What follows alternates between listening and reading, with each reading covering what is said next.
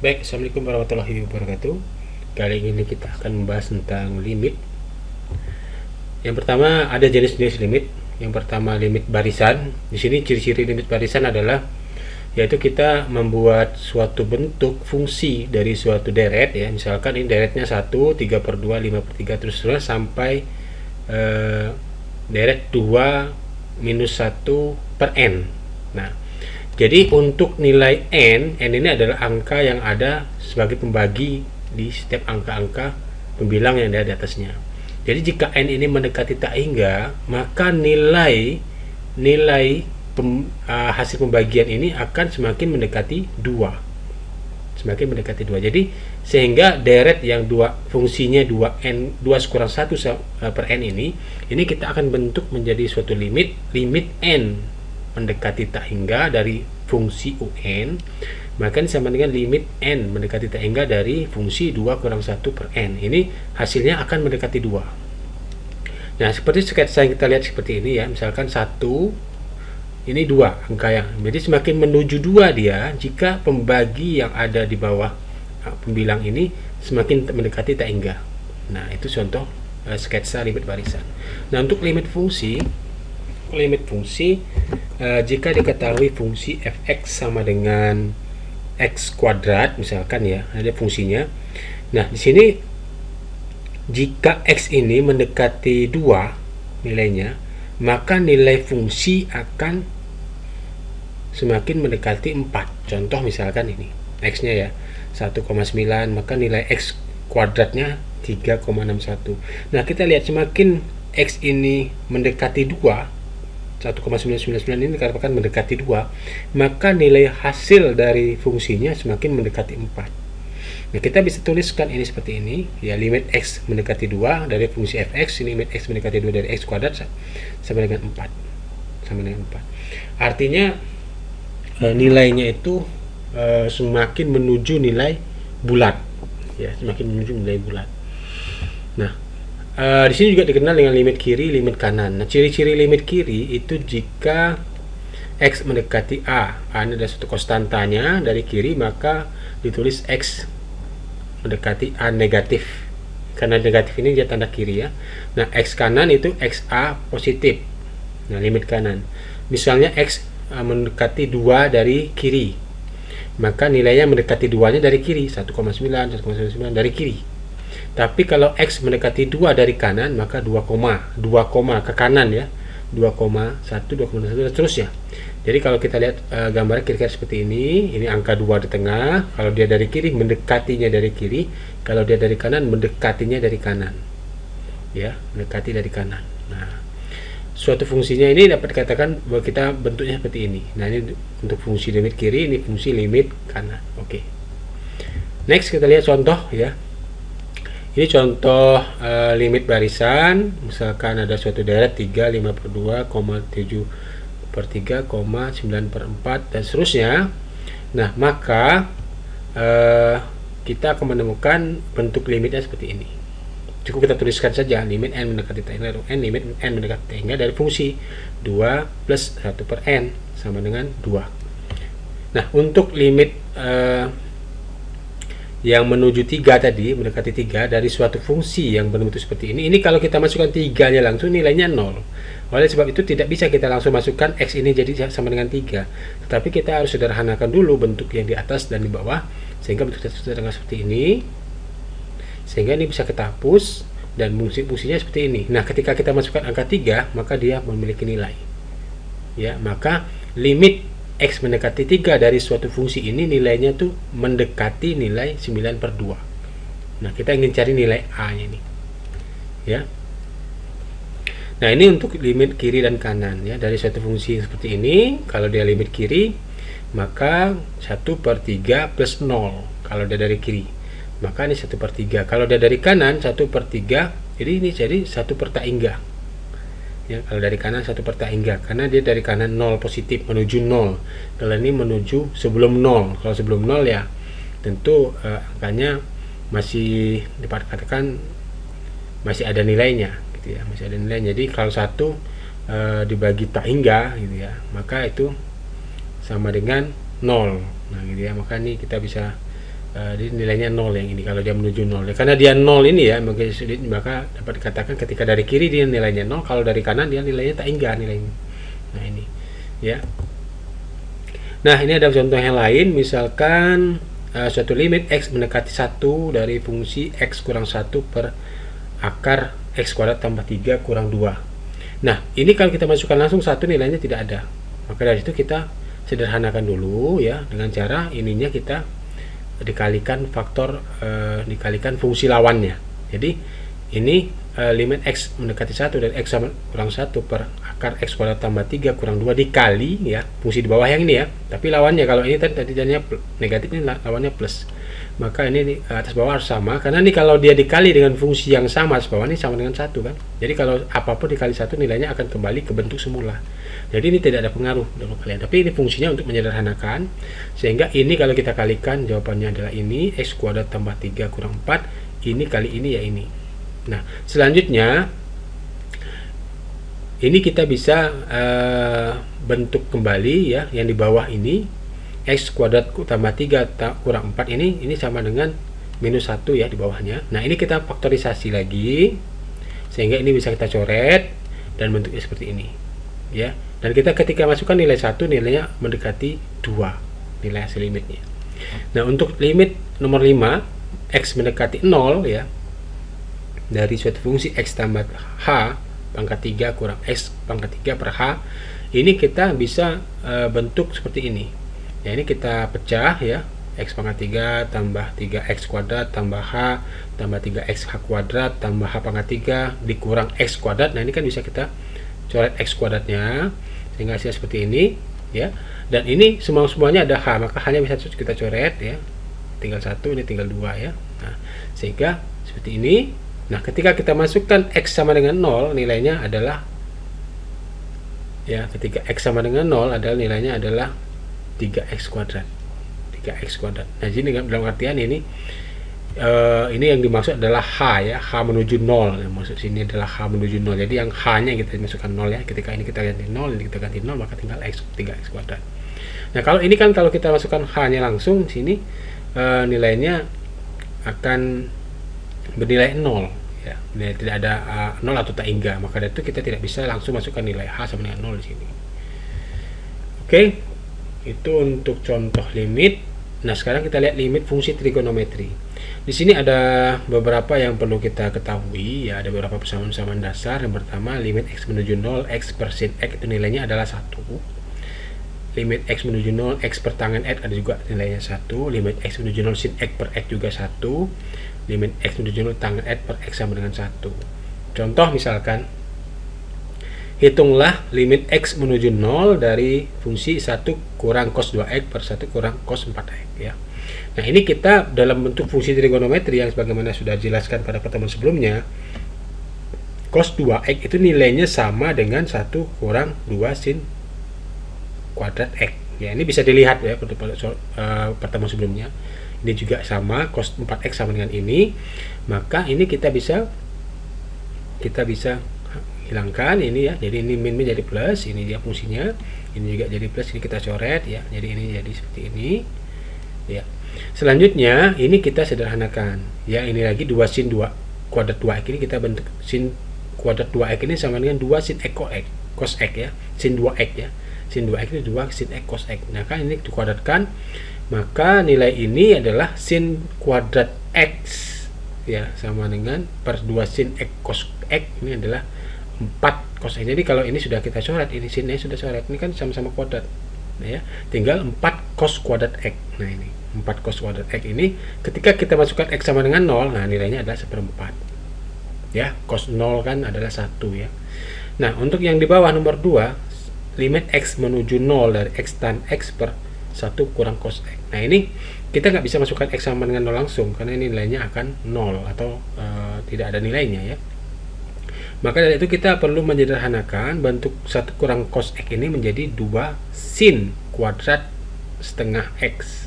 Nah ini kita lihat persamaannya ya, persamaan trigonometri pada pertemuan selalunya itu bisa Anda tempelkan di catatan, mungkin bisa dilihat-lihat yang mana sih yang cocok. Nah ini kalau trigonometri ini kuncinya kita harus memiliki ya, kita harus memiliki bentuk persamaan ya, persamaan pokok. Nah, persamaan pokok yang mungkin kita perlu lihat. Nah, untuk memecahkan problem ini ya, problem dari suatu fungsi trigonometri ini memang butuh keahlian khusus ya. Kita harus mencocokkan dulu bentuk persamaan yang bisa kita gunakan untuk memecahkan ini. Nah, contohnya ini 1 kurang cos X ini bentuk persamaannya apa ya? Nah, kita lihat dari persamaan pokoknya yang cocok adalah ini. Nah, selanjutnya kita baru kalikan ya, dikalikan ini fungsinya adalah ada setengah X di sini. Nah, ini kita kali setengah X kali setengah X, setengah X kali setengah X. Ya, tujuannya apa? Tujuannya adalah kita menghilangkan angka-angka yang kita inginkan. Nah, oleh sebab itu maka yang di atas ini kali ini, maka ini ya setengah X nya di sini. Nah, ini ada X yang ini pindah ke sini ya, kita satukan dengan yang ini setengah X jadi seperempat X. Nah, seperempat X di sini kita pakai seperempat X yang ini kita masukkan di sini ya, jadi X tan X. Tujuannya kita ingin masukkan di dalam bentuk ini, tujuannya kita ingin menilaikan angka 1 ini ya. Jadi ini nanti limit yang ini kita masukkan, nanti nilainya 1 ini ya, tinggal ini 2 sin.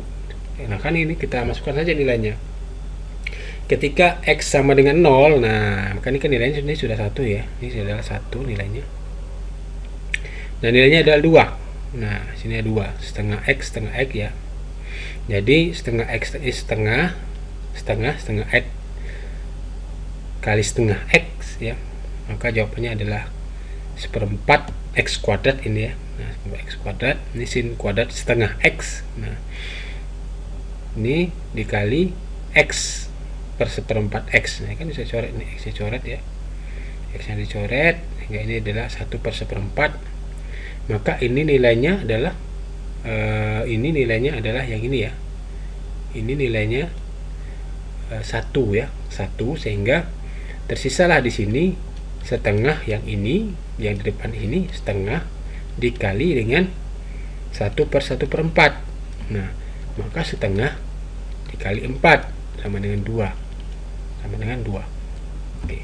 Tujuan kita adalah di sini untuk ya, untuk membentuk fungsi yang ini dan ini ya, untuk kita jadikan bentuk yang kita ketahui yang ada di atas ini, untuk kesamaan dasar yang satu sini, satu lagi ini ya. Jadi secara sederhananya mungkin saya jabarkan saja di sini ya, biar lebih enak ya. Jadi limit, nah sini limit X menuju 0 ya, dari setengah. Nah, ini setengah X ini kan sama dengan ini setengah X ya, kali setengah X. Nah, ini kan per sin kuadrat setengah X ya gitu kan. Ini tangen X per X, nah kali X per seperempat X ya. Oke, saya jangkut ke atas ini. Di sini, jadi sini limit X menuju 0. Nah, ini kita bisa gabungkan dulu ya, setengah dari ini saya coret, hapus ya, jadi tinggal 1 per seperempat ya. Nah, ini yang ini dan yang ini kita gabung di sini, pisah aja nih, misalkan ini setengah X, ini kan karena ini sin kuadrat berarti kita bisa bagi jadi 2 ya. Jadi pertama adalah sin setengah X ya kan. Nah, ini juga kita bisa lagi setengah X kali sin setengah X. Nah, ini kan kita pisah ya, setengah ini kan sin X, sin kuadrat setengah X, jadi kita pisah aja, dikali lagi dengan tan X per X. Nah, nilai ini adalah 1, nilai ini dan ini juga 1 sama dengan ini ya, maka nilai ini 1, nggak ada pengaruh, jadi limit ini semua 1, maka tinggal ini ya, tinggal yang ini ya, tinggal nilai konstanta yang bisa kita keluarkan. Jadi nilai konstanta ini 4 ya kali 1, nah maka ini adalah 2 nilainya. Oke, nah itu penjelasan dari nomor 2 ini. Nah, contoh nomor 3 adalah limit cos mx kurang cos nx ya per x kuadrat. Nah, ini kita lihat bentuknya dalam persamaan dasar trigonometri. Ini kita bisa ganti dengan min 2 sin setengah mx kali nx sin setengah mx kurang nx. Nah, ini kan cos A kurang cos B ya, bisa kita lihat ya, cos A kurang cos B. Lihat, mungkin Anda bisa lihat persamaan pokok ya, persamaan pokok trigonometri ya, kuncinya di situ pada pertemuan sebelumnya ya. Nah, ini sederhanakan, maka ini kita bisa lihat di sini. Nah, ini kita kalikan dengan bentuk ini ya, bentuk lawannya. Nah, bentuk ini, sehingga dihasilkanlah setengah M tambah N kali M kurang N. Nah, gitu ya, kalikan seperti itu. Mungkin trigonometri ini lumayan agak sulit ya, kalau jika bentuknya lebih kompleks mungkin kita butuh pemecahan-pemecahan yang membutuhkan waktu yang lebih lama untuk bisa memberikan solusi dari suatu bentuk limit fungsi trigonometri. Yang paling berat adalah di sini kita harus mencari atau menentukan persamaan pokok apa yang cocok dalam memecahkan solusi, memecahkan problem dari suatu persamaan trigonometri. Nah, yang ketiga kita lihat kontinuitas. Fungsi fx ya disebut suatu fungsi kontinu, disebut fungsi kontinu dx sama dengan x0, x sama dengan x0 ya. Jadi kalau kita lihat sini ya, jika fx0 ini terdefinisi, yang B jika x menuju x0 fx ini ada, yang C jika x mendekati x0 fx itu sama dengan fx0. Ini adalah syaratnya, ada 3 syarat ya, terdefinisi, ada, dan sama dengan fx0. Contoh misalkan, selidiki apakah fungsi berikut kontinu. Jika tidak, di titik mana fungsi tersebut tidak kontinu atau diskontinu. Fungsinya misalkan ada 2 nih, 3 plus x dan 3 kurang x. Dengan ketentuan untuk x ini nilainya kecil dari 1 ya, untuk yang di bawah adalah besar dari 1. Jawabnya, dengan melihat fungsi yang di atas, titik yang perlu diselidiki adalah di x sama dengan 1. X sama dengan 1. Jadi fungsi fx0 nya adalah f sama dengan 1 ya, ini. Nah, untuk x sama dengan 1 itu yang mana yang memenuhi syarat di sini? Kalau kita lihat di sini ya, ini ya kan, sini kan kecil atau sama dengan 1 kan gitu ya, maka kita pakai fungsi yang ini, 3 plus 1 ini ya. Nah, kita ganti x nya nilai 1, maka sama dengan 4. Fungsi tersebut ada untuk x sama dengan 1, ada untuk berarti fungsi ini ada untuk x sama dengan 1 ya. Yang B, limit x mendekati x0 untuk fungsi fx ya, maka kita bisa gunakan limit kiri ya, mendekati 1 dari kiri, 3 plus x, ini 4 limit kiri ya, maka ini x0 fx dari limit x, limit kanannya 3. Nah, ini limit kiri, kita ini kan ini dari kiri ya, kalau ini ke kanan. Nah, kanannya ada 3 kurang x sama dengan 2, limit kanan. Untuk limit kiri hasilnya 4, limit kanan hasilnya 2. Karena limit kiri tidak sama dengan limit kanan ini hasilnya, berarti tidak ada limit atau syarat kedua tidak terpenuhi. Nah, kesimpulan fungsi tersebut diskontinu untuk x sama dengan 1. Jadi kita di sini mengambil angka x-nya ini dari 1 ya. Dari 1 kita tentukan yang pertama ketika f sama dengan x0 ya, tinggal masukkan saja kepada fungsi yang ini. 1 ini ya, 3 plus 1 angkanya 4. Angkanya 4 ini berarti terdefinisi ada angka. Ada angka dia berarti menghasilkan angka. Terdefinisi syarat pertama oke, sudah terpenuhi. Syarat kedua ketika kita masukkan ini limit kiri dan limit sesuai dengan syaratnya ini ya, x kecil sama dengan 1 dan x besar dari 1 untuk fungsi yang 3 plus x dan 3 kurang x, ini ternyata hasilnya tidak sama. Jika sama maka dia kontinu, ternyata dia tidak sama maka dia diskontinu untuk x sama dengan 1 ini. Fungsi fx sama dengan x kuadrat kurang 4 dan x kurang 2, contoh yang kedua ya.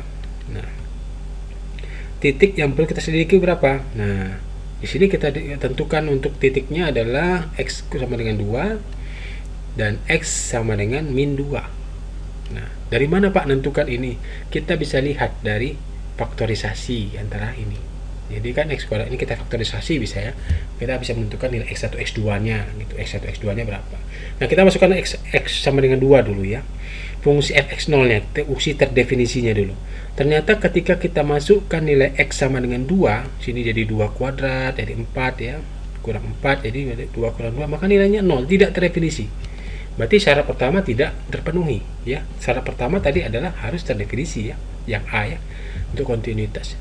Nah, untuk X sama dengan min 2, kita masukkan X sama dengan min 2, masukkan di sini. Untuk fx0 maka 4 X kuadratnya min 2 kuadrat sama dengan 4 kurang 4, 0.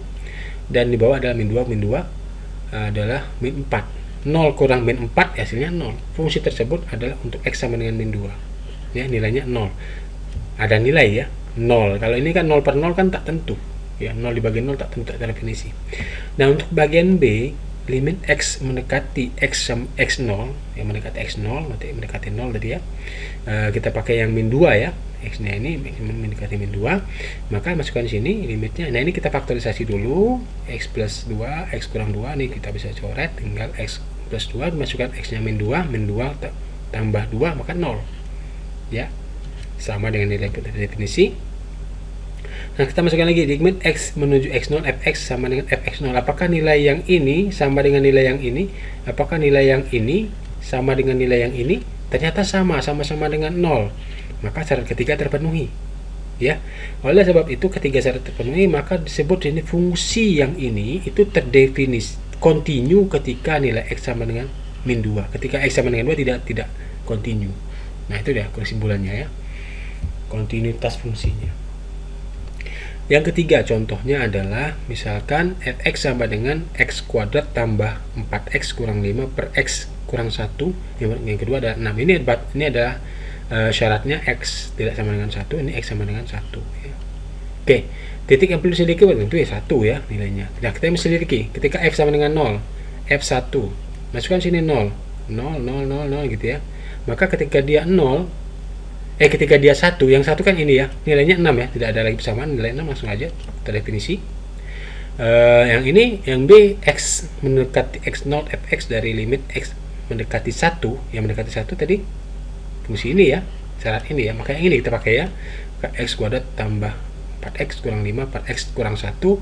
Ini kita faktorisasi dulu, sederhanakan X plus 5 X kurang 1, maka ini kita coret ya, tinggal di sini limit X mendekati 1 dari X plus 5. Nah, kita masukkan nilainya 1, maka nilainya 6 ya, ternyata sama ya dengan ini. Maka karena nilai ini sama dengan ini ya, syarat ketiga terpenuhi. Oleh sebab itu dia fungsinya kontinu pada X sama dengan 1. Nah, itu 3 contoh dari kontinuitas ya. Baik, mungkin itu saja yang bisa saya berikan dalam penjelasan modul yang sudah saya share ya di virtual class. Mudah-mudahan ini bisa membantu pemahaman Anda. Lebih dan kurang saya mohon maaf. Saya akhiri. Wassalamualaikum warahmatullahi wabarakatuh.